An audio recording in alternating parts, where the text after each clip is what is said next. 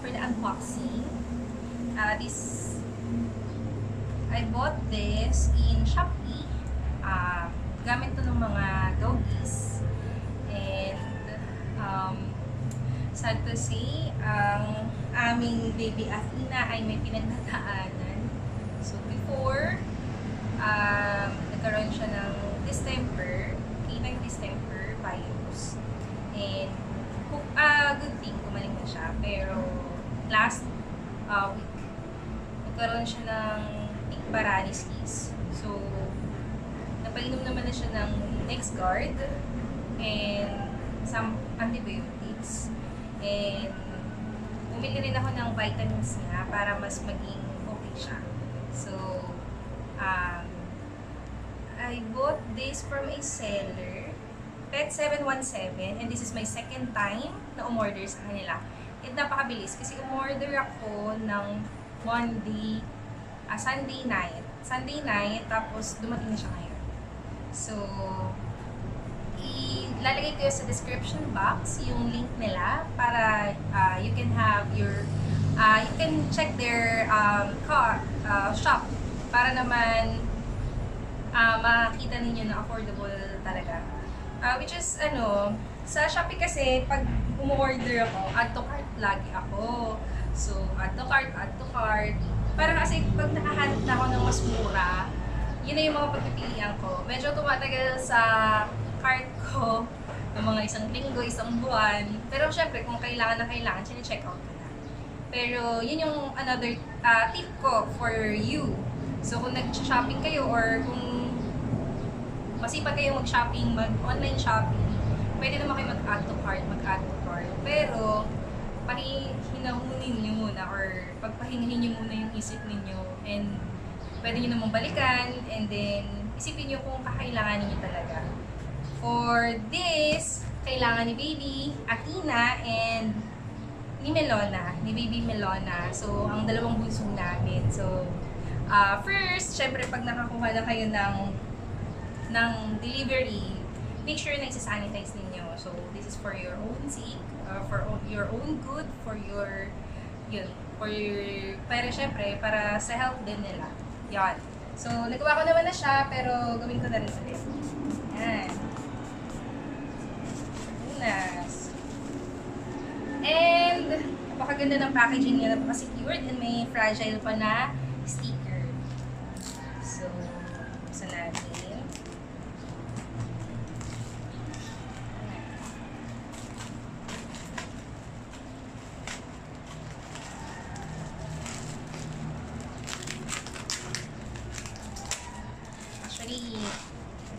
Silver member ako ng ng Shopee. So, kung silver member, medyo mas mataas dun sa regular.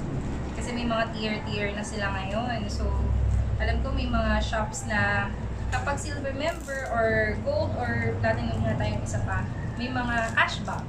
Pero for this shop, hindi ko siya na-apply kasi hindi sila tumatanggap.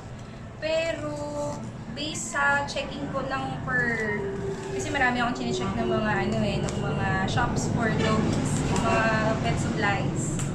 So far, mura siya. Mura. Affordable. This is my second time and nakakatuwa kasi maganda yung packaging niya at saka mabilis lang ang delivery. Lang ha.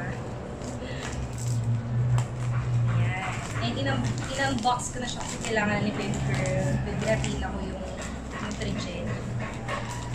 Pakita ko sa inyo yung mga nakuha ko. We have dog food dito. Ayan, dog food. Dog treats. And the rest, yung mga vitamins na.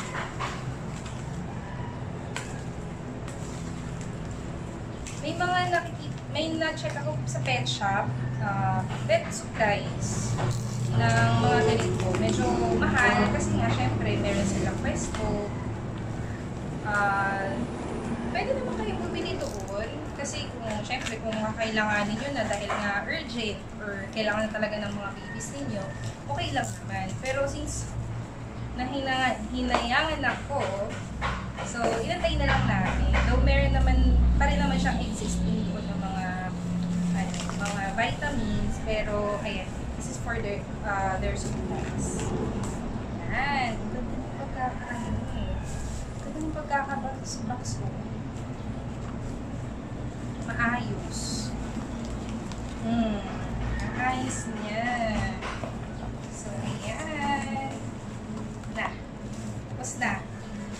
So, isa-isahin natin. Saan pala ilisihin?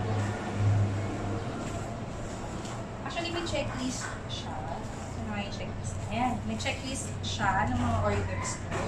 So, ang first order ko ay Nutri-Gel. Nutri-Gel, ayan. Actually, kahit hindi naman mag-isakit yung aso ninyo, okay siya. Kasi, pampagana nitong kumain. So, para maging magana yung aso ninyo sa pagkain, actually, even cats, pwede rin ito. Gaganahan siya. Ang nireseta sa amin ng vet before is yung half ng first phalanges kasi. So, yung half noon, hanggang doon, tapos pwede mo siyang ipakain na sa doggy mo. Tapos gaganahan naman na siyang kumain. So, ang nangyari, I have, meron siyang gamot na tablet. So, ang trick doon, para makain niya yung tablet na hindi na namin pinahihirapan yung sarili namin painumin, binabalot namin yung tablet dito sa Nutri-Gel, tapos kakainin na niya. Kasi masarap ko eh. Mukhang masarap sa kanila. Parang amoy yung ulam inaamoy ko amoy yung ulam eh. So, ayan. So, Nutri-Gel. Ayan. Okay naman. Ayan. Ano ba? Nutri-Gel ay sa kanila 430 isa. So, 430. Ayan, 430. Ang next na nandito is yung Immunol. Ayan. This is Immunol. Ayan. Immunol. Ang Immunol ay para sa, for example, nagpa-vaccine ka, tsaka before, pre and post vaccination, kailangan painumin mo siya. This is also for, ayan, so, ang nakalagay dito, vaccination primer for better immune response, co-treatment and follow-up with corticosteroid and anti-neoplastic therapy, follow-up with antibiotics and acute bacterial infections, and enhance the effectiveness of antimicrobial drug therapy in dermal, ocular, otic, and other recurrent chronic infections. So, actually, niresetan to ng vet sa kay Athena. This is for para ma-improve yung immune system niya. Actually, naubusan kami nito noong nakaraan. Kaya siguro kinapitan siya ng mga garapata, and that leads to itic paralysis kasi sobrang dami talaga. Siguro kung naabutan namin siya ng 1 week before siya magkaroon, napainom na namin siya ng next guard. Hindi siguro siya magiging ganun. Pero, good thing naabutan pa rin naman. Napainom na siya, and okay na, umiinom na rin siya ng Immunol. Actually, yung ininom niya, color green. Color green yung pinaka-box. So, sabi ko, parehas kaya ito, kasi white naman to. Pero yung Himalaya rin siya, Immunol, mukha namang same lang, iba lang siya ng packaging. So, binili ko na kasi mas mura siya. Compared doon sa nabili namin, parang 700. Ito nasa 380 lang, isa. So, dalawa na binili namin para at least meron pa siyang extra, or papainumin din namin si Melona para mas maganda kasi pang yun ang immune system eh. Ayun. So, ayun siya. Next ay yung LC Fit. So, LC Fit, 145 pesos. Vitamins, ayan. Multivitamins. So, lysine, A, D3, B-complex, and C plus lysine. So, ayan. Ang tip ko sa inyo, kung nahihirapan kayong painumin yung aso ninyo ng through syringe, ang gawin ninyo, ihalo nyo siya sa food. So, yun ang ginagawa ko. Inahalo ko siya sa food, para hindi maramdaman ng aso yung gamot. Though, minsan may mga gamot akong hinalo sa kanila nang medyo alam nila na may gamot. Pero, thankful ako dahil for the LCV, pag hinalo ko siya sa food, medyo hindi naman nila ramdam na ano yung gamot. Kasi vitamin C siya, siguro medyo mas maano siya, mas ma-light, kumbaga yung lasa. Kaya hindi nila hindi nila alintana kung may gamot man. Pero may mga iba kasing antibiotic na pag pinainom mo sa kanila medyo ayaw nila. Ayun. So, yan. LCV. Another one is ayan. So, mga disposable na syringe. Ayan, nag-add-on lang ako kasi meron naman sila. Yung add-on nila for the syringe, yung 3 ml is 8 pesos and then yung syringe naman ng 5 ml is 12 pesos. So, maganda kasing napapalitan din yung syringe nila kasi nga medyo nabubura na yung kailangan every gamot. Dapat iba yung syringe para hindi maghahalo-halo. And don't share ng syringe from one dog to another kasi syempre in case na may sakit si dog na isa, makakawaan possible si second dog. So ayun, never share syringe. And yung actually yung gamot, kung inaano ninyo, sinasawsaw ninyo yung syringe, wag na rin, might as well, wag na rin yung haluan or magkahiwalay na lang sila ng bote or kung same lang sila, ang gawin mo, i-transfer mo na lang siya sa isang bottle or kahit yung maliit na nalagyan para doon na lang kukuha. Parang kumbaga may serving na cup para hindi naman sila maghahalo-halo. So next ay maingay sa paligid-ligid namin. And next is Puppy Iron Plus. So, ayan. Ayan, Iron Plus. Ito ay para sa, actually si Athena kasi, ang dami niyang sakit. So, nagkaroon din siya na, anemic siya. So, anemic, dehydrated before. So, medyo ang mas naging nangibabaw ngayon is yung tick paralysis niya. Pero, kukontinue pa rin namin yung pag-inom niya ng iron para naman yung pagiging anemic niya is maibsan. At saka at the same time kasi since survivor siya ng canine distemper, meron kasi siyang mga involuntary na twitching. So, B-complex naman ang problema to. B-complex naman ang kailangan niyang i-take. So, ang pagpapainom kasi sa aso ng gamot, hindi kasi siya pwede yung sunod-sunod. Kailangan magkakaroon ka ng interval na 30 minutes.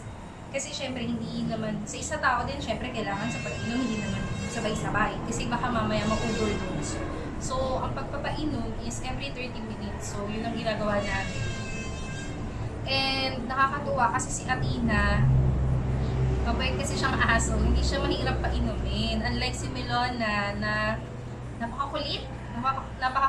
Pero, ayun, nakakatuwa kasi si Melona is healthy.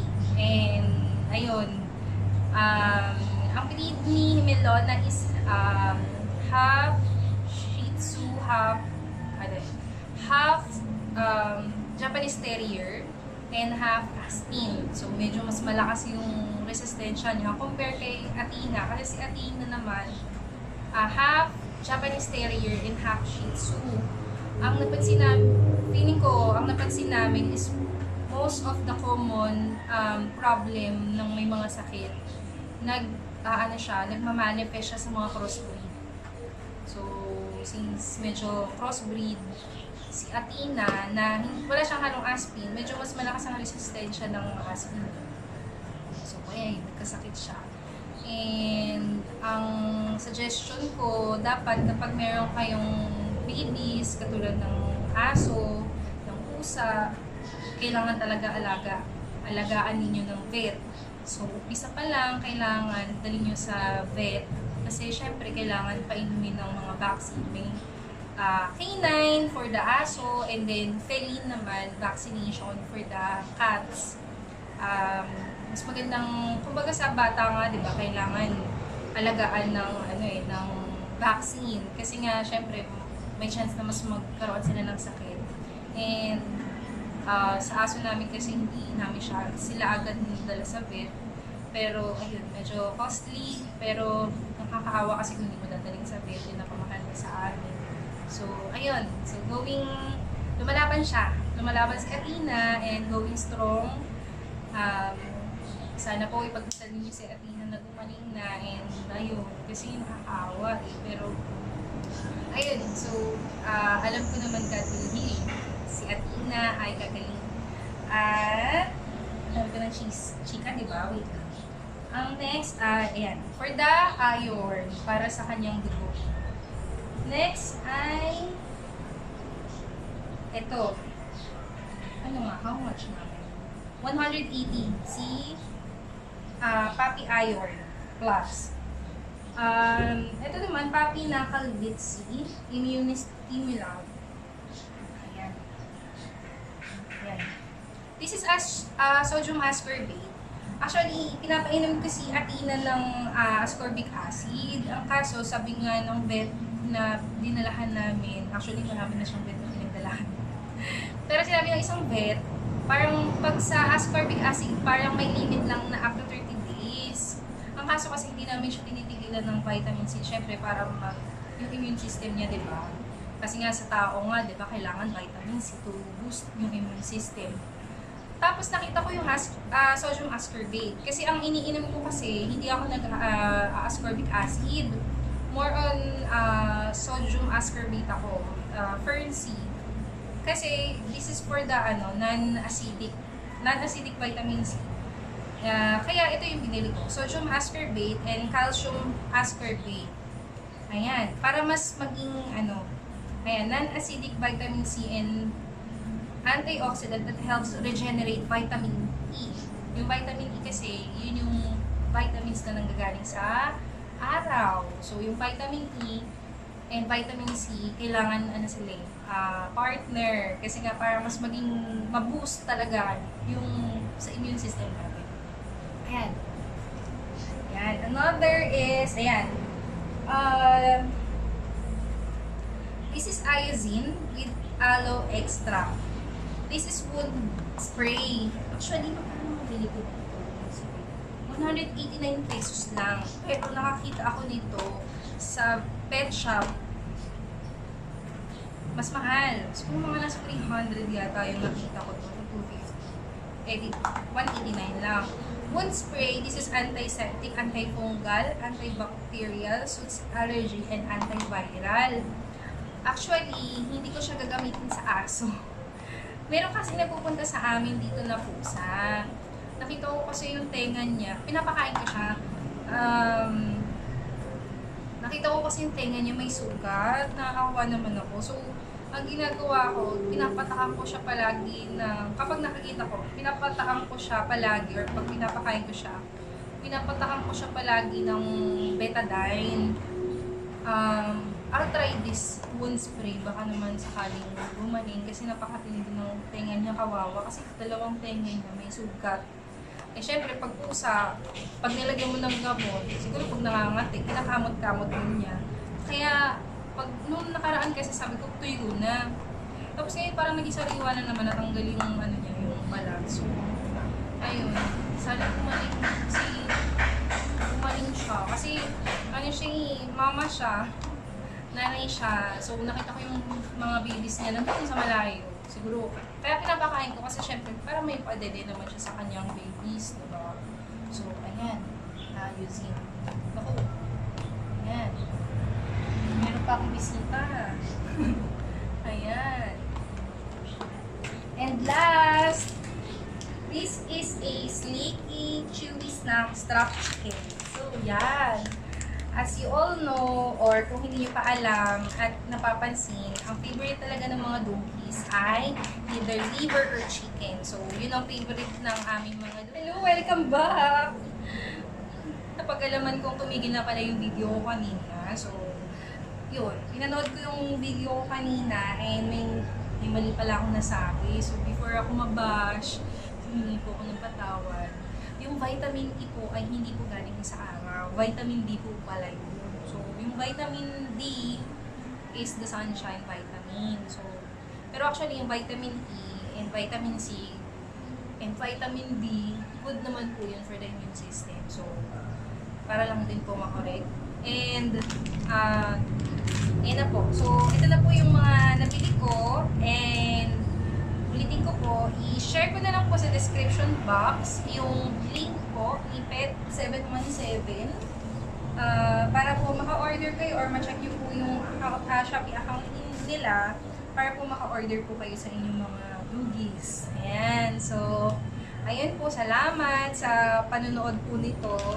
So, sa mga na-share ko po. Actually, gusto ko po gumawa ng another video para naman po dun sa sa pinagdaanan ni Athena para ma-share ko din po kung ano yung mga ginawa po namin. Ayun. So, sana magawa ko yung mga compilation ng video namin. Tsaka yung mga reseta, yung mga gamot. Ayan. So, sa mga fur parents, actually yung pag-aalaga po ng aso at saka ng pusa or any pets or animals, hindi po siya biro. So, responsibility po yun. So, kung kukuha po kayo, make sure po na willing po kayo na gumastos kasi sa totoo lang po, hindi naman po talaga hindi po mura ang magkaroon ng furbabies kasi para po kayo may anak din. So, para po hindi mag-suffer, kailangan nyo pong ipabit para po hindi rin po kayo mag-suffer in the future kasi nga ang nangyari sa amin, hindi po namin sila agad napabit. So, nung nagkasakit, mas malaki yung gastos. Pero kung naalagaan po sana namin siya ng vaccine, hindi po ganun. Kumbaga, hindi ganoon siya natabunan ng sakit. Ayun. Pero, lesson learned and huwag niyo pong kakalimutan na mahalin po ang mga babies. Ayun. So, thank you po for watching my channel and next videos po, gagawa po ako ng mga passions ko and sana po magustuhan ninyo. And thank you for watching. Hopefully po, you will click you will like, share, and subscribe. And please hit the notification bells for more updates. Thank you! Bye-bye!